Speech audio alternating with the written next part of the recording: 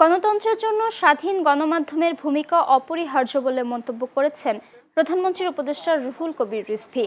শুক্রবার সন্ধ্যায় রাজধানীর বনানী ক্লাবে news broadcasters alliance society of Bangladesh (NBA) এর নতুন সদস্য বরণ, প্রেজেন্টার্স নাইট ও ইজিএম 2026 অনুষ্ঠানের প্রধান অতিথির বক্তব্যে তিনি এ কথা বলেন।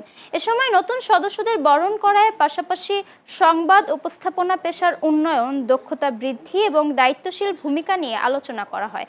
পরে সংগঠনের ইজিএমে বিভিন্ন সাংগঠনিক বিষয়ে গুরুত্বপূর্ণ সিদ্ধান্ত গৃহীত হয়।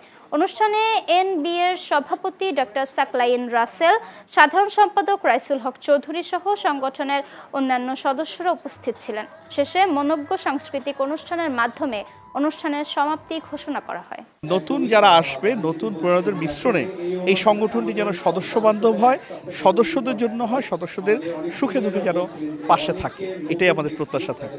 আমরা যারা দায়িত্বে ছিলাম, আমরা চেষ্টা করেছি আমাদের দায়িত্ব সঠিকভাবে পালন করতে, এবং আমি নিশ্চিত আগামীতে নতুন কমিটি আসবে, নতুন মুখ সেখানে দেখা যাবে। আজকে হচ্ছে এনবিএ এর ইজিএম হলো। আমরা 2 বছর মেয়াদি থাকতে পেরে অবশ্যই আনন্দিত। অনেকগুলো কাজের দায়িত্ব থাকে আমাদের, যে কাজগুলো আমরা সম্পন্ন করবার চেষ্টা করেছি। তারপরও আমরা নতুন যে নির্বাচনটা হবে সেখানে নতুন নেতৃত্ব প্রত্যাশা করছি। গণতন্ত্রের সাথে গণমাধ্যমের একটা দারুণ একটি বন্ধন আছে এবং সম্পর্ক আছে। এটা যেমন নিশ্চিত রাষ্ট্রের সাথে একটি সম্পর্ক আছে গণমাধ্যমের।